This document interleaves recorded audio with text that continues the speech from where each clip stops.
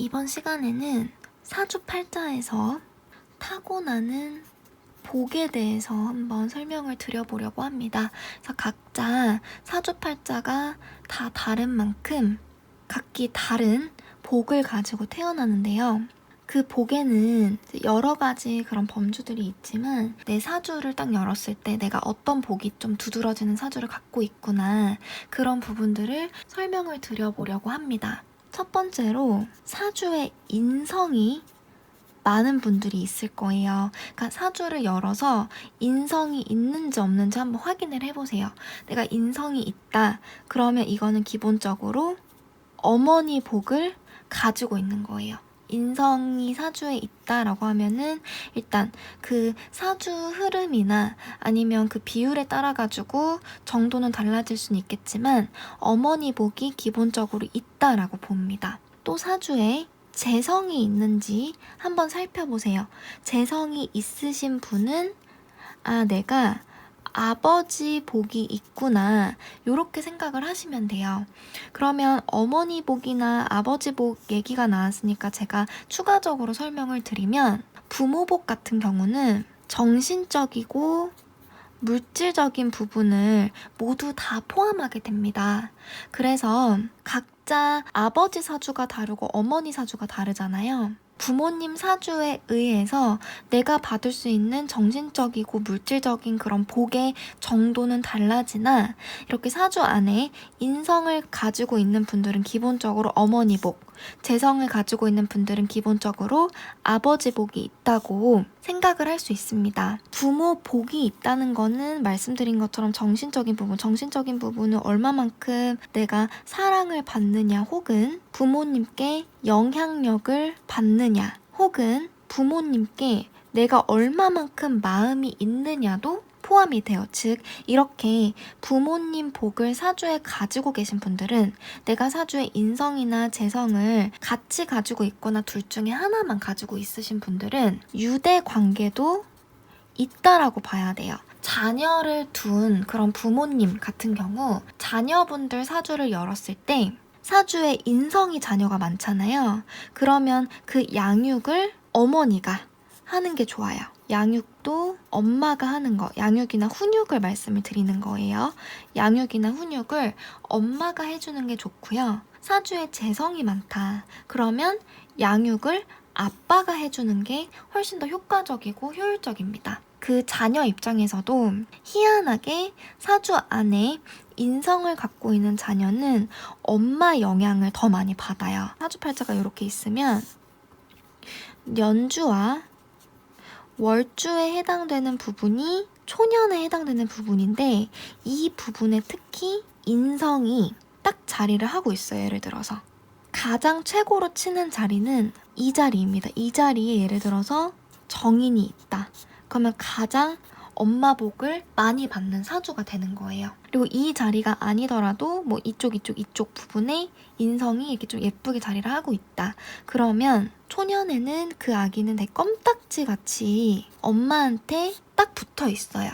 그리고 엄마한테 영향도 그만큼 많이 받고요. 자라나게 되면 효심도 갖게 됩니다. 그러니까 뭐 효녀나 효자 요렇게 될 수 있고, 그런데 한 가지 말씀을 드리면 편인 같은 경우는 잘 살펴봐야 돼요.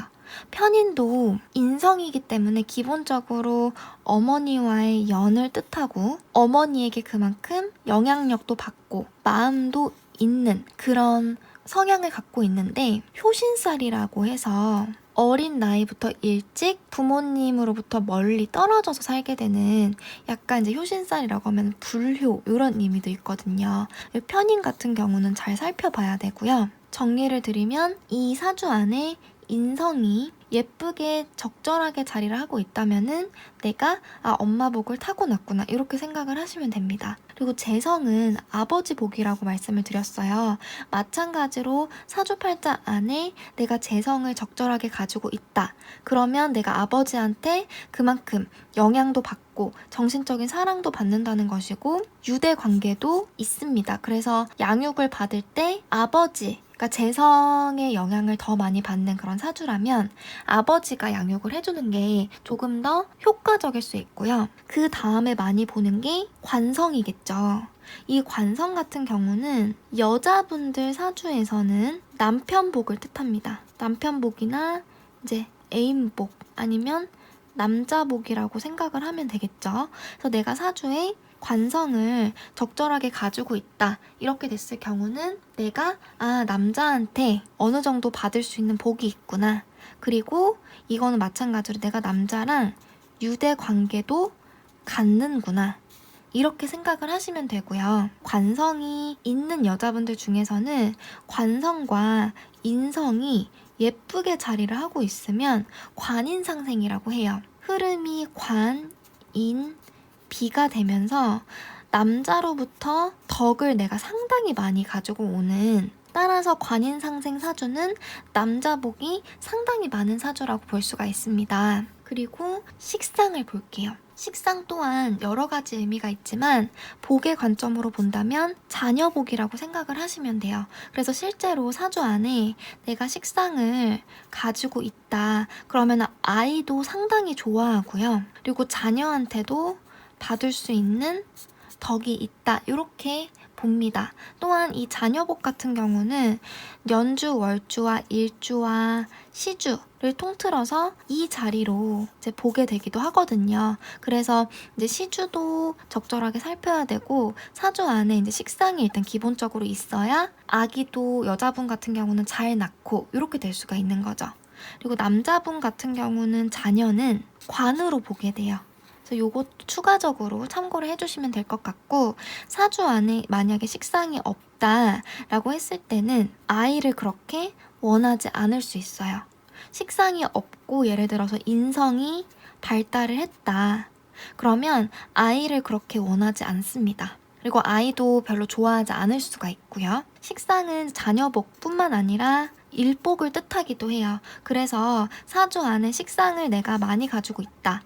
이렇게 됐을 때는 내가 일복이 또 많아져서 되게 바쁘게 됩니다. 사주 안에 식상이 많으신 분들 중에서 가만히 계신 분들은 거의 보지 못했어요. 인성, 재성, 관성, 식상을 싹 다 살펴봤거든요. 그런 내 사주에는 인성, 재성, 관성, 식상 이런 것들이 없다. 이런 것들이 없게 되면 비율적으로 비겁이 많게 돼요.